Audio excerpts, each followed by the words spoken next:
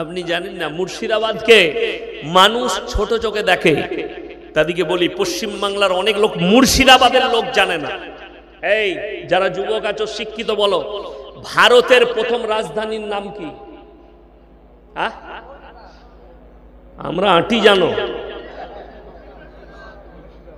ভারতের প্রথম রাজধানীর নাম হচ্ছে কর্ণ সুবর্ণ। সেখানে একজন রাজা ছিলেন, রাজার নাম কর্ণ সুবর্ণ। তার নামে রেল স্টেশন তৈরি হয়েছে, এখনো তার বাড়িটা আছে, গিয়ে দেখে আসবেন কাল সকালে। এই ছোট ছোট ইটের বাড়ি জমিনের তলায় চলে গেছে, 2 ফুট 1 ফুট বেরিয়ে আছে। সরকার ব্যারিকেড দিয়ে ঘিরে দিয়েছে জায়গাটা। উত্তর পাড়া থেকে ঢুকে যাবেন, যদুপুর নাম জায়গা, ওই যদুপুরের পাশে রাজা কর্ণ সুবর্ণ। ভারতের প্রথম রাজধানী হচ্ছে মুর্শিদাবাদ জেলা। জোরে বলুন সুবহানাল্লাহ। তারপরেও মুর্শিদাবাদের লোক জানে না। ওই জন্য জানেন, এই রাজাদের দেশ বলে আমি অন্য অন্য জায়গায় বলি, সব থেকে দানের হাত লম্বা বেশি মুর্শিদাবাদের মানুষ।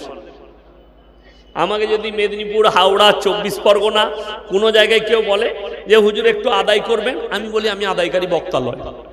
আমাকে 24 পরগনা একজনা বলে, আমি দেখলাম মুর্শিদাবাদে আপনি আদায় করছিলেন স্টেজে, মেয়েদের কানের নাকের খুলে নিয়েছেন, আর আপনি বলছেন আদায় করি না। আমি বলি খ্যাপা, তোরা আলাদা তারা আলাদা।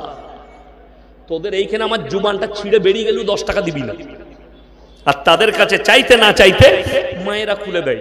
আমার মুর্শিদাবাদের রেকর্ড আছে, খুনিয়া পুকুর মাদ্রাসা, দৌলতাবাদ, 46টা নাককাঠি খুলে দিয়েছে মহিলারা আমার হাতে। একজন মা 2.5 ভরি সোনার চুর খুলে দিয়েছে। ওটা মুর্শিদাবাদ বলি সম্ভব, তা নাহলে অন্য জায়গায় হবে না। চলুন, আমি যে আলোচনা করতে চাইছি, আপনি কি নিয়ে অহংকার করেন? শক্তি নিয়ে। কোরআনে আছে ইন্নাল ইনসানা খুলিকা হালুয়া।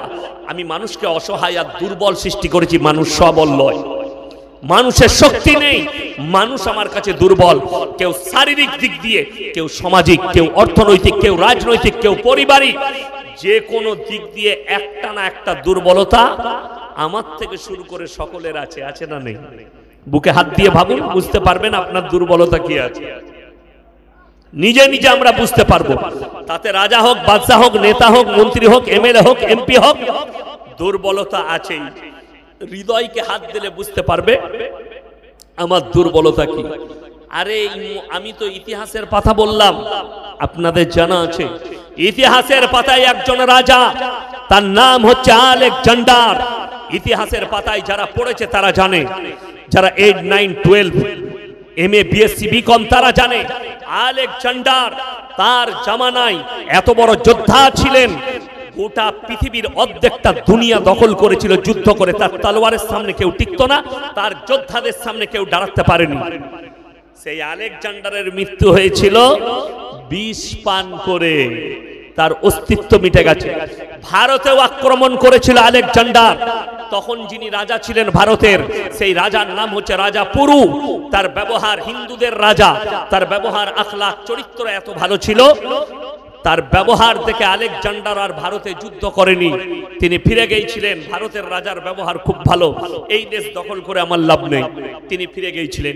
বিষ পান করে মৃত্যু হয়েছে, এটা ইতিহাসের পাতা। কোরআনের ইতিহাস খুলুন, পৃথিবীতে ওই রকম তো জালিম মরদ কেউ পয়দা হয়নি। ফেরাউনের নাম এসছে কোরআনে, নাম শুনেছেন না শুনেননি? ফেরাউনের মতো মরদ, সে বলেছে আনা রব্বুকুমুল আলা, আমি হচ্ছি তোমাদের রব আর আমি হচ্ছি সব।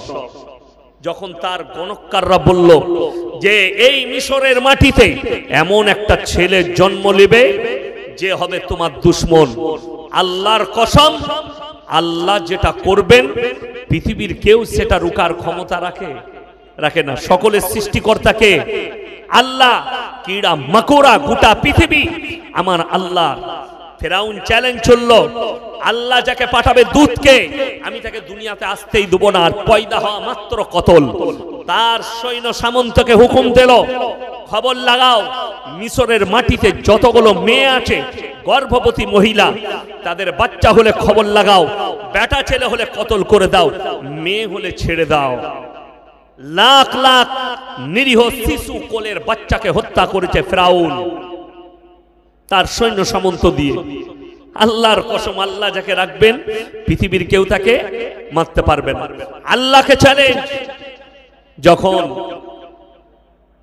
মুসা নবী তার মায়ের গর্ভ থেকে জন্ম নিলেন, তার বাপের কানে আওয়াজ এলো, তোমার সন্তানকে কাঠের বাস্কর মধ্যে পুড়ে নীল নদীতে ভাসিয়ে দাও। ফেরাউনের গার্ডেনে এসে লেগেছে বাস্ক। সকালবেলায় প্রজাতিকে বললে এত সুন্দর বাস্ক তুলে নিয়ে এসো, কাঠের বাস্ক। অনেকজন মনে করে কোরআনে আরবিতে মুসা লেখা আছে, লেখা আছে আরবিতে, কিন্তু মু মানে পানি, সা মানে ভাসমান কাঠের পাত্র। এটা মিশরের একটা প্রদেশে, যে প্রদেশে ফেরাউন বাস করত, ওই প্রদেশের ভাষার নাম হচ্ছে শেরওয়ানি ভাষা। মু মানে পানি, সা মানে ভাসমান কাঠের পাত্র, তাই ভেসে এসেছিল, তাই নাম রাখা হয়েছিল মুসা। যখনই বাস্ক খুলল, দেখছে সুন্দর একটা ছেলে হাত পা নেড়ে খেলা করছে। ফেরাউন তার বিবি আসিয়াকে বলল, এইটাই মনে হচ্ছে আমার দুশ্মন, একে কতল করতে হবে। আমরা সকলে জানি, যে যে রকমই মরদ হোক, আমার গলার আওয়াজ কি বুঝতে পারছেন? বুঝতে পারছেন তো? এইরকম অফিসার তার অফিসে, মাস্টার তার টেবিলে, যে যেখানে চাকরি করে, মর্দানকে আমরা বাইরে দেখাই, কিন্তু বিবির কাছে সব মাল ঠান্ডা। কি বলছে? ঘরে চা দাও, চুপ করে বসো, আমি কাজ করছি, দেখতে পাও না, যাই বাইরে খেয়ে লাও গা। আচ্ছা, আমি চায়ের দোকানে খেয়ে নিচ্ছি, তুমি কাজ করো। ঠান্ডা। ফেরাউন যখনই বললে একে কতল করতে হবে, এটা আমার দুশ্মন, বিবি আসিয়া বললে, কুররাতু আইনুল্লি ওয়ালাক লা তাকতুলু, একে তুমি কতল করতে পাবে না, ই তোমার আর আমার চোখকে ঠান্ডা করবে, আমি একে পুত্র সন্তান হিসাবে লালিত পালিত করব। ফেরাউন বললে, তুমি যখন বলছো আমার বিবি, কোলে তুলে লাও, মানুষ করো। আল্লাহর কসম, আমার বলার উদ্দেশ্য মুসা নবীর ঘটনা নয়, অনেক শুনেছেন, ঘটনা নয়, আমি খালি বুঝাতে চাইছি। যে বলেছিল আল্লাহ যে পয়গম্বর পাঠাবে, আমি তাকে দুনিয়াতে আসতে দেবো না, কতল করে দেব, আল্লাহ সেই দুশ্মনের ঘরে নিজের নবীকে লালিত পালিত করে গোটা পৃথিবীর মানুষকে তাক লাগিয়েছেন যে আমি একমাত্র সৃষ্টিকর্তা, হায়াত মত আমার আল্লাহর হাতে। জোরে বলুন সুবহানাল্লাহ। ফেরাউন চেষ্টা করেছিল, আল্লাহ তার ঘরেই নিজের নবীকে পাললেন। দুশ্মনের ঘরে লালিত পালিত হচ্ছেন আল্লাহর দুশ্মনের ঘরে ফেরাউন। ভেবে দেখলেন যে দাওয়াত দিচ্ছে পরবর্তীতে ফেরাউনকে। এখানে একটা ভালো সংজ্ঞা শুনেলেন আমার বন্ধুগণ। আমরা যারা মা বাপের সঙ্গে খারাপ ব্যবহার করি, দুর্ব্যবহার করি, কড়া কথায় কথা বলি, কড়া ভাষায় কথা বলি, তারা একটু দয়া করে শুনবেন, মা বাপের সঙ্গে কোনোদিন কড়া ভাষায় কথা বলবেন না, বলুন ইনশাআল্লাহ, নরম ভাষায়। আমাদের দুঃখ কোথায় লাগে জানেন? বেটা 5 বছরের ছেলে বাপকে সকালবেলায় বাপ বাজারে যাবে, বহরমপুর যাবে কিংবা হরিহরপাড়া, গলাটা জড়িয়ে ধরে বললে, আব্বা আমার লাগে চকলেট আনবে। ঠিক আছে, নিয়ে আসবো। বাবা চা খেতে লাগলো, আবার একবার পিঠে চেপে বললে, আব্বা আমার চকলেট আনবে কিন্তু। হয়ে গেল। আবার যখন বেরিয়ে যাচ্ছেন, আপনার বাইকের পেছনটা টিপে, আব্বা ভুলো না আমার চকলেট আনবে। আপনাকে আপনি 5 বার 10 বার বলেছেন, আপনার বাবা বিরক্ত হয়নি, গালে চুমু খেয়ে, ঠোঁটে চুমু খেয়ে বলেছে, চিন্তা নাই আমি নিয়ে আসবো। সেই বাবা বুড়ো হয়ে গেছে, বিছানায়। আপনি যাচ্ছেন বাইক নিয়ে হরিহরপাড়া বাজার। বেটা কোথায় যাচ্ছ? বলে হরিহরপাড়া। আমার গ্যাসের ট্যাবলেটটা শেষ হয়ে গেছে, আনো তো। ঠিক আছে, নিয়ে আসবো। হলো। আবার ছেলে চা খেতে বসেছে, বিবি চা দিয়েছে। আবার সেই বুড়ো বাপ বলছে, আব্বা ভুলো না গ্যাসের ট্যাবলেট আনবে। ঠিক আছে। এইদিকে ঘোরাঘুরি করে এরপরে বাইকটা স্টার্ট দেবে। বাবা বলছে, আব্দুর রহমান বাবা ভুলে যেও না, ট্যাবলেট আনবে। তোমার কি হয়েছে বলো তো? এতবার বলতে হয় নাকি? একবার বলেছো তো, আবার কি? ঠিক বললাম না ভুল বললাম? এ কত বড় নেমো খারাম! তুমি 10 বার বলেছ, তোমার বাপ বিরক্ত হয়নি, বিদ্ধ হয়ে গেছে। কোরআনে আছে, মানুষ যখন বার্ধক্যে চলে যায়, খেয়ে বলে খাই নাই, শুয়ে বলে সই নাই। আমি আমার চোখে দেখেছি, আমার নানি আমাদের বাড়িতে থাকতেন, তো আমার মা ভাত দিয়েছে, যখনই মাদ্রাসা থেকে আব্বাজি আসতেন তখন বলতো আমাকে ভাত দিল না তো, আমি এখনো ভাত খাই নাই, কিন্তু আমরা দেখলাম আমাদের সাথেই ভাত খেলো। নামাজ পড়েছে, আসরের নামাজ হয়ে গেছে, আবার দেখছি নিয়ত বেঁধেছে।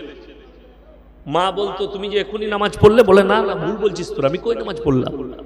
এটা কিন্তু তার দোষ নয়, এটা বার্ধক্য। কোরআন বলছে এই কথা যে মানুষ খেয়ে বলবে খাই নাই, শুয়ে বলবে সই নাই। বাবার সঙ্গে নরম, মায়ের সঙ্গে নরম, কেন জানেন? ফেরাউনের মতো নেমক হারাম যে আল্লাহ দাবি করেছে।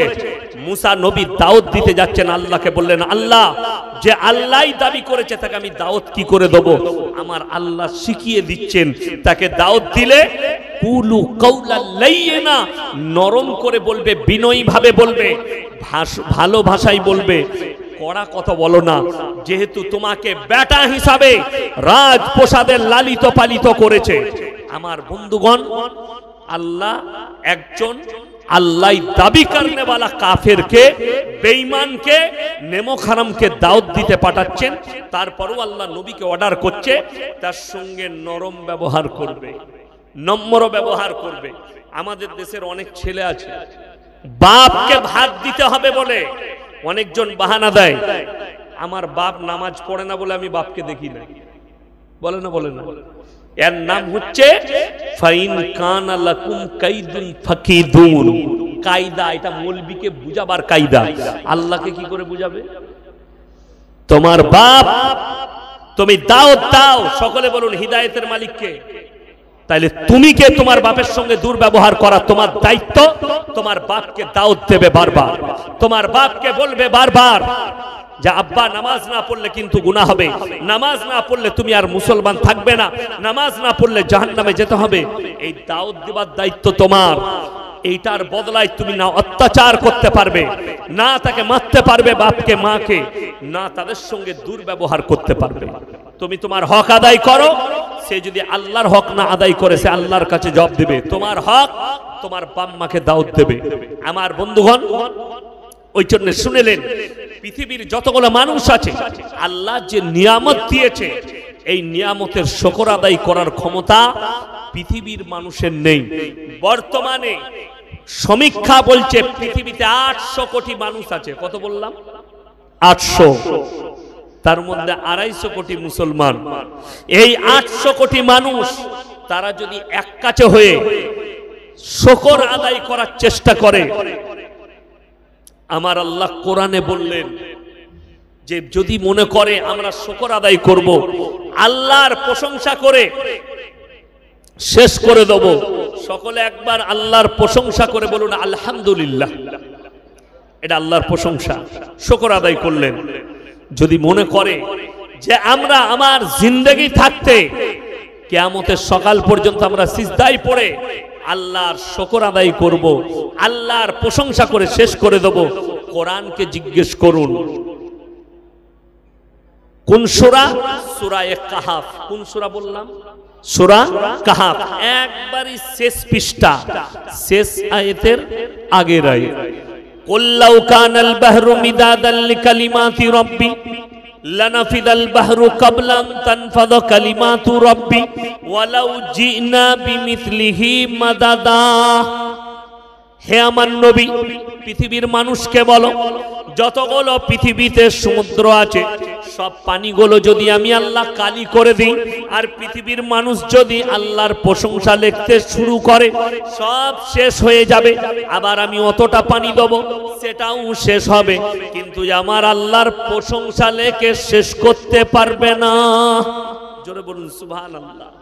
আল্লাহ কতটা শক্তিশালী। আরে নিয়ামত আমরা চোখে আপনারা আমাকে চোখে দেখতে পাচ্ছেন না, পাননি? আচ্ছা, এখানে যদি কোনো অন্ধ থাকে সে আমাকে দেখতে পাবে? কথা বলেন, পাবে না। সেই অন্ধকে দেখে অনুভব করুন যে আল্লাহ আমি যে দেখতে পাচ্ছি কোনটা কালো কোনটা সাদা। একটা অন্ধর কাছে রঙের কোনো কালার আছে? সবটাই তার কাছে কালো, সবটাই তার কাছে সাদা, সবটাই তার কাছে কালো। তার কাছে তাকে যদি বলে এটা সাদা কালার, সে হাত দিয়ে বলবে আচ্ছা এটা সাদা, খুব ভালো। সে খালি কোয়ালিটিটা বলবে ভালো অনুভব করে। আপনাকে চোখ দিয়েছেন, আপনি ভেবে দেখলেন যে এই চোখটা আল্লাহর কত বড় নিয়ামত। আমরা যারা আছি, আল্লাহ তাআলা এই যে মেমোরি দিয়েছে, মেমোরির থেকে দামি নিয়ামত আর কিছু নাই। যে মেমোরির দ্বারা আমি কথা বলছি, যে ব্রেনের দ্বারা ভাবনা চিন্তা ভালো মন্দ বিচার করছি। আমাদের সমাজে এখন ইয়াসিন কথা বলছে, আরে বক্তা, আমি যদি পাগল হয়ে যাই আমাকে আর কেউ বক্তা বলবে না, পাগল বলবে। ডাক্তার যদি পাগল হয়ে যায় ডাক্তার বলবে না, তাকে পাগল বলবে। মাস্টার পাগল হয়ে গেলে আর মাস্টার বলবে না, বলবে পাগল। বলবে না। তাইলে মূল্যবান আল্লাহর নিয়ামত এই ব্রেনটা। শুনে রেখে দেন, আমাদের জীবনের মধ্যে তিনটে জিনিস, একটা আমাদের নিজের, কটা বললাম? আমাদের জিন্দগিতে একটা কার? আমাদের। একটা হচ্ছে পোকামাকড়ের, আর একটা হচ্ছে আল্লাহ। তিনটে হিস্সা আমাদের শরীরের, এক আল্লাহর, একটা পোকামাকড়ের, আর একটা হচ্ছে আপনার নিজের। আমাদের নিজের কি? এদিকে গৌর করুন। আমাদের নিজের বলতে যেটা, সেটা হচ্ছে আমল। কি বললাম? আমল, নেক আমল। আল্লাহর কি? রূহটা হচ্ছে আল্লাহর। রূহ আল্লাহর কবজায় আছে, রূহ আল্লাহ। আর শরীরটা হচ্ছে পোকামাকড়ের। আমরা মরে যাওয়ার পরে কবরে দেবে। আমাদের দেশে এক শ্রেণী যারা নিজেদিকে মুসলমান বলে, কিন্তু আমাদের উলামাদের কাছে তারা মুসলমান নয়, তারা হচ্ছে শিয়া সম্প্রদায়। কোন সম্প্রদায় বললাম? শিয়া। এদিকে মুসলমান বলা যাবে না। আমার বন্ধুগণ, আমার ভাই লালবাগে আছে। আমি যখন লখনৌ ইরফানিয়ায় কিরাত পড়তাম, তো ওখানে একটা মসজিদ ছিল, দরগায়ে হায়দারবখশ মসজিদ। সেখানে আমার উস্তাদ ইমাম ছিলেন কারি কামাল উদ্দিন সাহেব। তো আমাকে মাঝে মাঝে কোরআন ভালো পড়তাম বলে ফজর আর এশাটা মাঝে মাঝে আমাকে বলতো পড়িয়ে দেবে। আমি ওই মসজিদের নিচেই আমার রুম ছিল, রুম নিয়ে থাকতাম, মাদ্রাসায় থাকতাম না, পার্সোনাল নিজে রান্না করে খেতাম। তো ওই মসজিদের ইমামের সঙ্গে ফজরের পরে দেখা হতো। বড় মসজিদ, পাশি, শিয়াদের। তো হাঁটতে যেতাম ফজরের পরে, এক জায়গায় মালাই পাওয়া যেত। একদিন দেখা হলো, তো আমি সালাম দিলাম, উত্তর দিল না। আমি বললাম, ভাই आप हमें मुसलमान समझते कि नहीं? बोले हम नहीं बता सकते। फिर आपके पास इल्म है नहीं? तो तारपरे আমি বললাম যে मुझे एक बात पूछनी है। बोले बोलिए। हम बोला आप लोगों का मस्जिद में जो है लकड़ी के ऊपर सिजदा क्यों करते हैं?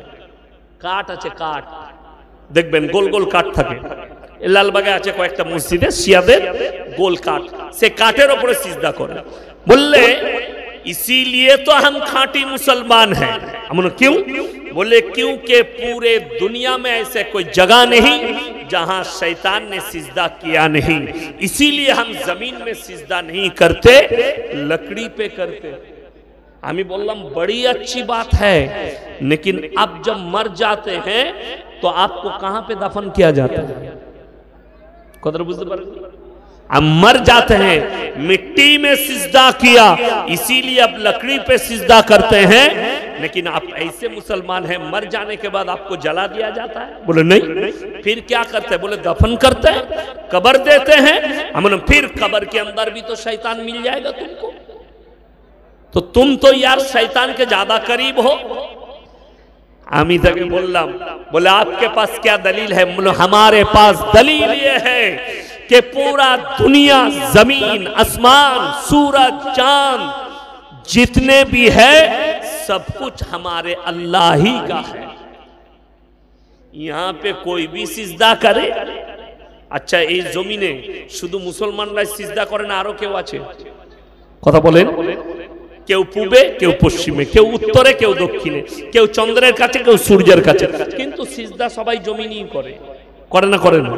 কেউ পূব দিকে মুখ করে করছে, কেউ উত্তর দিকে, কেউ ঠাকুরের সামনে, কেউ কবরের সামনে, কেউ গাছের সামনে, কেউ সূর্যের সামনে, কেউ চন্দ্রের সামনে, কেউ আগুনের সামনে, কেউ পানির সামনে। যার বিশ্বাস যেখানে সে সেই জায়গায় সিজদা করছে, করতেই পারে। সিজদার মতলব অনেকজন জানে না। আপনি কি মনে করছেন সিজদা মানে মুসলমান যেই সিজদা দেখে সেই মুসলমান? না, অনেক মুসলমানও সিজদা দেয়। সিজদা দিয়ে দিলে আর আব্দুর রহমান নাম রাখলে, আব্দুল জব্বার নাম রাখলে মুসলমান হওয়া যায় না। মুসলমান হতে গেলে বাযাবতা আল্লাহর উপরে বিশ্বাস আনতে হবে, তার ফেরেশতাদের উপরে বিশ্বাস আনতে হবে, কোরআনের উপরে, আসমানি কিতাবের উপরে বিশ্বাস আনতে হবে, নবী পয়গম্বরদের উপরে বিশ্বাস আনতে হবে। আমার বন্ধুগণ, আমার ভাই, আমাদের দেশে মনে করে মুসলমান নাম রাখা আছে, বাস আমি মুসলমান। আজকে অনেকগুলো সেনসিটিভ কথা বলবো আমি, অনেক জনের গায়ে লাগবে, অনেক জনের লাগবে না। যারা ঈমান এনেছেন, যারা মুমিন, তাদের গায়ে লাগার কোনো কথা নেই। যেমন আপনাকে বলে দিই, বর্তমানে যতগুলো নাস্তিক গালি দিচ্ছে, আসাদ নূর বলুন, তসলিমা নাসরিন বলুন, আর বাংলাদেশে দেখলাম একটাই মাদ্রাসায় পড়া মৌলবি, সেও নাস্তিক হয়েছে। বর্তমানে সে হযরতে ফাতেমাতুজ জাহরা রাদিয়াল্লাহু তাআলা আনহাকে গালি দিচ্ছেন, মুহাম্মদ সাল্লাল্লাহু আলাইহি সাল্লামকে গালি দিচ্ছেন, কোরআনকে গালি দিচ্ছেন। এরকম যারা গালি দিচ্ছে, আমি চ্যালেঞ্জ ছুড়েছি আজকে আবার এই মাটি থেকে, সলওয়ার মাদ্রাসা থেকে আমি চ্যালেঞ্জ ছুড়লাম, তসলিমা নাসরিন, আসাদ নূর, তোমরা বলছো আমরা নাস্তিক। নাস্তিক মানে ধর্ম মানে না। আমি খালি চিন্তা করছি, আপনারা সবাই ফর্ম নিয়েছেন তো এসআইয়ের? সবাই ফিল আপ করেছেন? করবেন, জমা দেন। এ দেশ আমাদের, আমাদের বাপদাদাদের দেশ। সবকিছু আমি আজকে জমা দিলাম আমার ফর্মগুলো, কি বললেন, অসুবিধা কিচ্ছু নেই। তো একজন আমাকে বলছে যে তোমরা এখানকার, আমি বললাম না না, আমি আসমান থেকে এইছি। কথা বুঝতে পারেননি? আমি বললাম আমি আসমান থেকে এইছি। যাই হোক, আপনি কাগজ রেডি করেছেন, আমি খালি রেডি আছি। গোটা ভারতের এসআইআর হয়ে যাক, আমরাও চাই এসআইআর হোক। যারা অনুপ্রবেশকারী আছে তাদেরকে লাথি মেরে দেশ থেকে বার করো, কিন্তু আমি দেখতে চাই তসলিমা নাসরিন বাংলাদেশী না ভারতবাসী? কথা বলে না এরা, এমন চুপচাপ বসে আছেন মনে হচ্ছে আপনার খালা। ওই হারামের আওলাদ দিল্লিতে বসে আছে। তসলিমা নাসরিনকে চ্যালেঞ্জ ছুড়লাম যে তুমি যদি হালালের সন্তান হও, তাইলে তুমি একবার হিন্দু ধর্মকে গালি দিয়ে দেখাও, শিখ ধর্মকে গালি দিয়ে দেখাও, খ্রিস্টান ধর্মকে গালি দিয়ে দেখাও, তোমার পাছায় লাথি মেরে গঙ্গা পার করাবে সরকার। এই মুহাম্মদ সাল্লাল্লাহু আলাইহি সাল্লাম ইসলামকে গালি দিচ্ছ বলে তোমাকে আঁচলে করে ভরে রেখেছে। তো আমি দেখতে চাই এসআইআর হওয়ার পরে তসলিমা নাসরিন কি করে নাগরিকত্ব পায়, আর সে যদি নাগরিকত্ব পায় আমাদের দেশের মতুয়ারাও নাগরিকত্ব পাবে। আমাদের দেশে যারা অনুপ্রবেশ করেছে তাদেরকেও নাগরিকত্ব দিতে হবে। আর গত বছরে আর একটা মেহমান পালিয়ে এসছে, আমি তারটাও দেখব কি হয়। শেষকালে বড় দুঃখ লাগে, বেদনা লাগে। আমাদিকে বলছে প্রমাণপত্র দিতে হবে, আর যারা প্রকাশ্যে নাম নিয়ে আছে তাদেরকে প্রমাণপত্র লাগবে না। সব থেকে প্রথমে তসলিমা নাসরিনকে তাড়াতে হবে। আজকে দুঃখ লাগে, আমাদের ভারতে ঠাঁই পেয়েছে খালি ইসলামকে গালি দেওয়ার কারণে। যারা ইসলামকে গালি দেবে, কোরআনকে গালি দেবে, মাদ্রাসা মসজিদ দাড়ি টুপিকে গালি দেবে, তাদেরকে এরা বডিগার্ড দিয়ে দেয়। ডিফেন্স নিয়ে লাও, তোমাকে কেউ হাত লাগাতে পারবে না। আমাকে ইয়াসিনকে দেখতে পাচ্ছেন? আমি যদি এক্ষুনি মুহাম্মদ সাল্লাল্লাহু আলাইহি সাল্লামকে গালি দিই, কোরআনকে গালি দিই, কাল সকালে আমার বাড়িতে কেন্দ্র বাহিনী চলে আসবে। আপনার কোনো চিন্তা নেই, আমরা গার্ড দিয়ে দিচ্ছি, কেউ ছুতে পারবেন। আপনি যত পারবেন গালি দেন। আরে ভাই, তসলিমা নাসরিনকে বলবো যে তুমি মনে করছো তোমাকে কেউ সুরক্ষা দিয়ে রেখেছে? আল্লাহর কসম, পৃথিবীর যেই হোক রাজা বাদশা, যারাই রাষ্ট্রপতি হোক আর যেই হোক, যত বডিগার্ড থাকবে থাক, কিন্তু যখন মালাকুল মউত আসবে তোমার কোন বাপের বেটা বডিগার্ড আর তোমার রেহাই দিবে না। কোরআন খুলেন, ওয়ালাউলা ইজা বালাগাতিল হুলকুম আনতুম হিনা ইজিন তানজুরুন।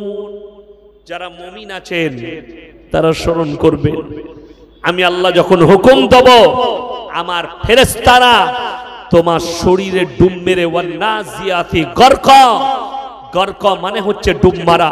আমি আল্লাহ যখন হুকুম দেব তোমাদের শরীরে প্রবেশ করবে আমার ফেরেশতা, আর ডুব মেরে তোমার আত্মাকে তোমার রূহকে টেনে নিয়ে এই হালাকে নিয়ে আসবে। ওয়ালাউলা ইজা বালাগাতিল হুলকুম, এই হুলকুমে যখন টানা হবে আনতুম হিনাইজিন তানজুরুন, তুমি তখন বিছানায় শুয়ে পড়বে, তুমি খালি তাকিয়ে দেখবে।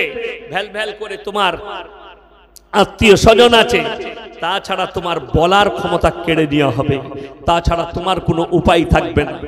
আরে কে ফুটানি করছে পৃথিবীতে আপনি বলুন তো?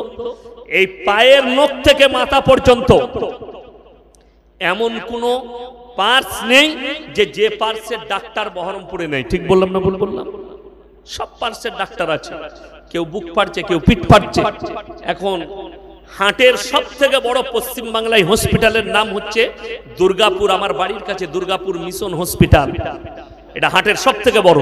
তারপরে হচ্ছে বর্ধমান অনাময়, বর্তমানে আর একটা হয়েছে আহাদ নার্সভূম, ডাক্তার সিরাজুল ইসলাম সিরাজ, খুব বড় হাটের ডাক্তার, দিনদার মানুষ, নামাজি মুসল্লি মানুষ, খুব ভালো ডাক্তার। এই তিনটে বড় হাটের ডাক্তার, ইনারা রোজ হাটের রোগী ফাড়ছেন। কেউ কিডনির অপারেশন, কেউ ব্রেনের অপারেশন, কেউ পায়ের, কেউ পিঠের। তাদেরকে জিজ্ঞেস করুন এক কাছে করে, স্যার এতগুলো তো রোগী ফাড়ছেন, এই রোগীদের মধ্যে আল্লাহর রূহটাকে কোথায় রেখেছে? কোন ডাক্তার বলতে পেরেছে? এই ডাক্তার কটা পাগল হয়ে যাবে, আন্ডার প্যান্ট পরে বহরমপুর টাউনে গু ঘেটে বেড়াবে ড্রেনে, ওই মালটা খুঁজে পাবে না। ওই মালের মালিক কে? আল্লাহ। সমস্ত কিছুর রূহ আল্লাহর কবজায়, যতগুলো জানদার আছে তাদের রূহ আল্লাহর কবজায়। আমার নবী বিশ্ব নবী আল্লাহকে বললেন ইয়াসআলুনাকা ইয়ানির রূহ, ওগো আল্লাহর রূহটা কি? আমার আল্লাহ উত্তর দিচ্ছেন কুলির রূহু মিন আমরি, রূহ হচ্ছে আল্লাহর হুকুম। আমি বলবো চলে যা, চলে যাবে, আমি বলবো চলে আয়, ফিরে আসবে। আমার বন্ধুগণ সবাই বলুন আজ থেকে আমরা মুমিন হব, জোরে বলুন ইনশাআল্লাহ। আর মুমিন হতে গেলে জীবনে যদি জিন্দগিটাকে জান্নাতওয়ালা জিন্দগি বানাতে চান, তিনটে মারাত্মক পাপ থেকে নিজেদেরকে হেফাজত করবেন। কটা বলুন? তিনটে। তার মধ্যে নাম্বার 1 হচ্ছে শিরকের পাপ। বর্তমানে জানেন নবীজি সাল্লাল্লাহু আলাইহি সাল্লামের হাদিস, আখরি জামানায় আমার এক শ্রেণীর উম্মতি তারা মুশরিক কাফের হয়ে যাবে। যদি বলেন কেমন করে? আপনারা সাধারণ লোক তো অনেক দূরের কথা, আমাদের মতো বহু মৌলবীর ঈমানকে ধ্বংস করে দিচ্ছে বেঈমান কাফেররা। কি করে? চেয়ারের জন্য, পয়সার জন্য, স্বার্থের জন্য আমাদের ঈমান ধ্বংস করা হচ্ছে। তার কয়েকটা আমি প্রুফ দেব। বর্তমানে আমাদের সমাজে একটা ভাষা বেরিয়েছে মারাত্মক দামি, ধর্ম যার যার উৎসব সবার। এই ভাষাটা কোন বাপের বেটা পশ্চিম বাংলার মোল্লা মুফতি মুহাদ্দিস যদি বলতে পারে এটা হাদিস মুতাবিক কথা, এটা কোরআন মুতাবিক কথা, এটা শরীয়ত সম্মত কথা, আমি ইয়াসিন সমাজের বুকে আর জীবনে কথা বলবো না। এখানে এতগুলো আলেম বসে আছেন, একজন বলে দেখ না ধর্ম যার যার উৎসব সবার, এটা শরীয়তি ভাষা, এটা কোরআন হাদিস মুতাবিক ভাষা। আর আমি চ্যালেঞ্জ ছুড়ে বললাম এটা ইসলাম বিরোধী, এটা কোরআন বিরোধী, এটা শরীয়ত বিরোধী। অনেক মুসলমান শিক্ষিত যারা নেতা আছেন, নেত্রী আছেন, তারা মনে মনে ভাববেন আরে ইয়াসিন ভাই আপনি তো আমাদের মধ্যে বিভেদ সৃষ্টি করছেন হিন্দু মুসলিমের মধ্যে, তুমি সম্প্রীতি বুঝতে পারোনি। যদি ধর্ম যার যার উৎসব সবার এই কথা যদি মানতে হয় আমাদের মতো মৌলবীকে, আর এটা যদি সত্য হয়, তাহলে আমি বলবো কুরবানির সময় কেন এই কথা বলো না? কথাটা বুঝে আসেনি? কুরবানি তো উৎসব আমাদের, তাইলে যারা বলছে তাদেরকে দাওয়াত দেবো। তোমার যতগুলো অমুসলিম বন্ধু আছে আমার বাড়িতে দাওয়াত, আমি দুটো ষাঁড় জবাই করবো, এক বাটি করে খাওয়াবো। আমার বন্ধুগণ আপনি বলবেন হুজুর আপনি তো অন্য ধর্মের মানুষকে আঘাত করছেন, এক্স্যাক্টলি 100% সত্য কথা। ইসলাম কেউ কি আঘাত